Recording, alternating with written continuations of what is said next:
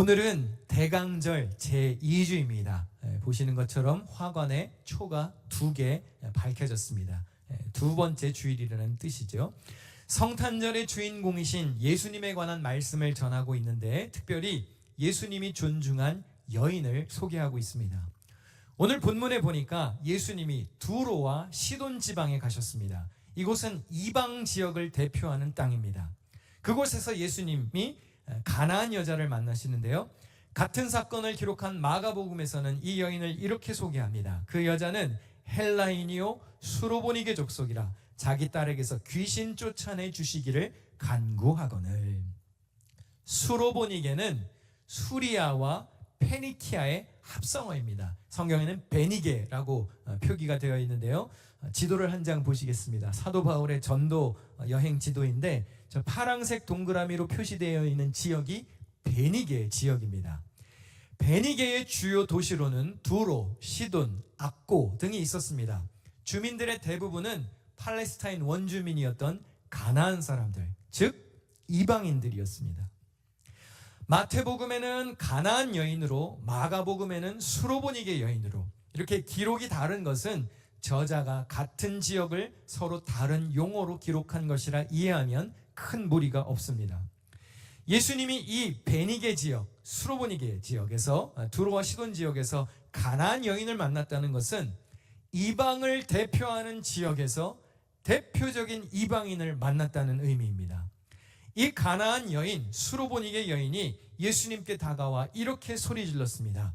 다윗의 자손이여 나를 불쌍히 여기소서. 내 딸이 흉악하게 귀신 들렸나이다. 다윗의 자손이라는 말은 당시 메시아를 지칭하는 호칭이었습니다. 여인은 예수님을 메시아로 고백하며 도움을 요청했습니다. 악한 귀신이 사람을 병들 수도 있게 할 수 있다고 믿었던 터라 자신의 딸이 병든 이유가 귀신 때문이라고 여겼습니다. 예수님이 평소 같았으면 긍휼한 마음으로 관심을 보이시고 아마 병을 고쳐주셨을 겁니다. 그런데 웬일인지 이번에는 주님이 냉담한 반응을 보이십니다. 예수는 한 말씀도 대답하지 아니하시니 제자들이 와서 청하여 말하되 그 여자가 우리 뒤에서 소리를 지르오니 그를 보내소서. 예수께서 대답하여 이르시되 나는 이스라엘 집에 잃어버린 양 외에는 다른 데로 보내심을 받지 아니하였노라 하시니. 예수님이 이 땅에 오셔서 사역하시는 목표는 이스라엘 집에 잃어버린 양을 찾기 위함이지 나는 이방인에게는 볼일 없다 말씀하신 것입니다. 물론 예수님이 진짜로 이방인들의 구원에 관심이 없다는 뜻은 아닙니다. 이스라엘이 먼저 회복되면 이방인들은 뒤따라 회개할 것이기 때문에 주님의 우선적인 관심은 이스라엘을 건지시는 데 있었습니다. 예수님은 이 여인의 말을 들은 척도 하지 않으셨습니다. 제자들이 다 민망했는지 주님 그래도 좀 안심시켜서 보내시지요 라고 청할 정도였습니다. 그런데 예수님은 정말 뜻밖의 발언을 하시죠. 본문 26절입니다. 자녀의 떡을 취하여 개들에게 던짐이 마땅하지 아니하니라. 이 말씀 잠깐 띄워놔 주시면 좋겠는데요. 여기서 자녀는 이스라엘 백성들을 말합니다. 선택받은 민족이죠. 떡은 하나님의 구원의 은혜를 말합니다. 그리고 개는 이방인들을 지칭합니다. 실제로 유대인들이 이방인들을 부를 때 별명처럼 사용하던 표현입니다. 그러니까 예수님은 짐승 같은 이방인들에게까지 내가 은혜를 베풀 수 없다 라는 상당히 모욕적인 말씀을 하신 것입니다. 이런 자극적인 발언은 뉴스거리가 되기에도 충분하고 각종 비판과 구설에 휘말릴 수도 있는 일이었습니다. 여러분이 만약에 주님께 이렇게 험악한 말을 듣는다면 여러분은 어떤 반응을 보일 것 같으십니까? 가나안 여인은 이렇게 대답했습니다. 우리 다 같이 읽어보실까요? 주님 그렇습니다. 그러나 개들도 주인의 상에서 떨어지는 부스러기는 얻어먹습니다. 예수님의 이 모욕적인 발언에도 가나안 여인은 실망하지도 않았고 분노하지도 않았고 포기하지도 않았습니다. 개 취급을 받는 한이 있더라도 예수님께 구원이 있다면, 그리고 자신의 딸이 그런 주님께 은혜를 입어서 살 수만 있다면 그깟 수치쯤은 아무런 문제가 되지 않았습니다. 오늘 설교의 제목처럼 부스러기도 괜찮다는 겁니다. 전혀 존중이 담긴 말을 들은 게 아닙니다. 근데 예수님 앞에 이미 무릎을 꿇고 있습니다. 겸손히 부스러기 은혜라도 간구했습니다.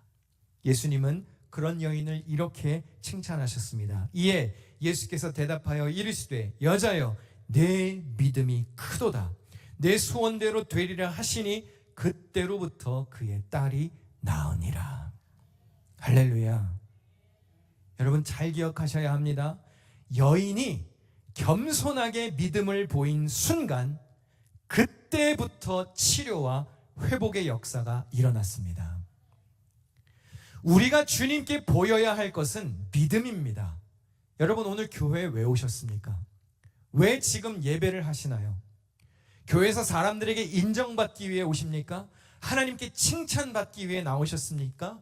그런데 진짜로 중요한 것은 무엇이냐면 우리가 주님 앞에 이 가나안 여인과 같이 겸손히 주를 믿고 존중하는 태도를 우리가 보이는 것입니다. 예수님의 능력과 그분의 사랑을 사모하는 마음으로 교회에 와야지 내가 존중받는 게 신앙생활의 우선순위가 되어서는 안 된다는 얘기예요. 다윗에게는 요나단이라는 아주 가까운 친구가 있었습니다. 사울 왕의 아들이었지요. 이 요나단에게는 무비보셋이라는 아들이 있습니다. 그는 어렸을 때 유모가 안고 피난하던 길에 이 아이를 떨어뜨리는 바람에 다리를 절게 되는 안타까운 사연이 있었습니다. 각별히 우정을 나누었던 요나단, 친구의 아들인데 다윗은 무비보셋이 생존하고 있다는 사실조차 몰랐습니다. 장애를 가진 몸으로 무비보셋은 로드발이라는 곳에 조용히 살고 있었습니다. 로드발은 아무것도 아니다, 초원이 아니다, nowhere라는 뜻이 있습니다. 드러나지 않는 장소에서 정말 죽은 듯이 살고 있었습니다. 다윗이 내 친구의 아들이 존재하는구나 라는 사실을 알게 되었을 때 무비보셋을 데려오게 했습니다. 그때 무비보셋이 다윗 왕 앞에서 보인 반응입니다. 이 종이 무엇이기에 왕께서 죽은 개 같은 나를 돌아보시나이까. 자기에게 긍휼을 베풀고자 하는 다윗 왕에게 스스로를 죽은 개라고 낮추고 있습니다. 죽은 짐승 같은 존재로 아무것도 아닌 곳에서 조용히 살고 있었던 무비보셋입니다. 그런 무비보셋에게 다윗은 두 가지 호의를 베풀었습니다. 사무엘하 9장 7절을 같이 읽겠습니다.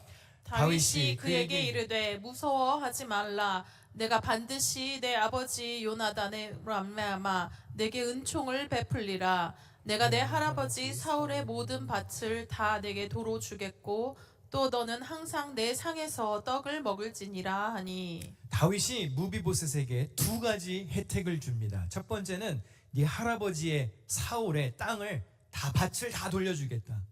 그리고 다윗과 겸상하는 사이로 만들어주겠다. 여러분 이 고대 근동 지역에서는요, 새로운 왕이 세워지면 이전 왕을 다 제거합니다. 그리고 그 선왕의 가족들까지 몰살하는 게 일반적이었습니다.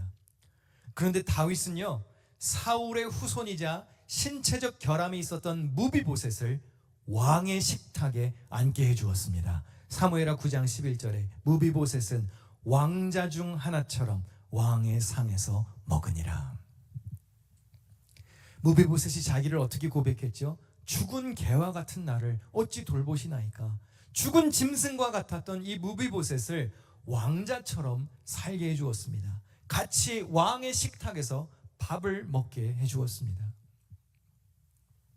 누구 하나 돌아보지 않을 인생입니다. 그런데 그가 엄청난 은혜를 입었습니다. 꼭 누구와 같지 않나요? 오늘 본문에 나오는 가나안 여인이 그와 같고, 그리고 우리 또한 그렇게 은혜 받은 자들입니다. 여러분 사회에서 다 나름대로 인정도 받으시고 대단한 사람들이실 겁니다. 여러분 다 잘 나갔던 분들이시잖아요. 그렇죠? 한국에서 다 한때 잘 나가셨다가 미국 오신 거잖아요. 아닌가요? 무슨 대단한 사람들이 된 것처럼 뉴욕에 와서 살잖아요. 그런데 사실 우리 중에 누가 감히 하나님의 임재 앞에 떳떳하게 다가설 수 있습니까? 우리는 모두 사도 바울의 고백처럼 죄인 중에 괴수일 뿐입니다. 죽음으로 심판을 받아 마땅한 죄인이지만 하나님은 그런 우리에게 예수 그리스도를 보내주셨고 그분의 십자가 희생과 부활로 인하여 우리에게는 영원한 생명의 길이 열리는 은혜가 주어졌습니다. 무비보셋처럼 아무것도 아닌 죽은 개와 같은 우리가 주님 앞에 나와 은혜를 입을 수 있는 것은 전적으로 하나님의 은혜임을 기억해야 합니다. 우린 본질상 진노의 자녀입니다. 아무 자격이 없습니다.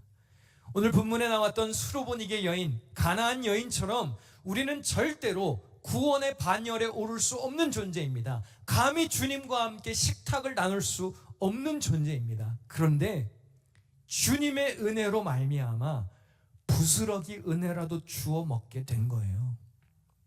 의롭다 칭해 주시는 엄청난 자비를 입었습니다.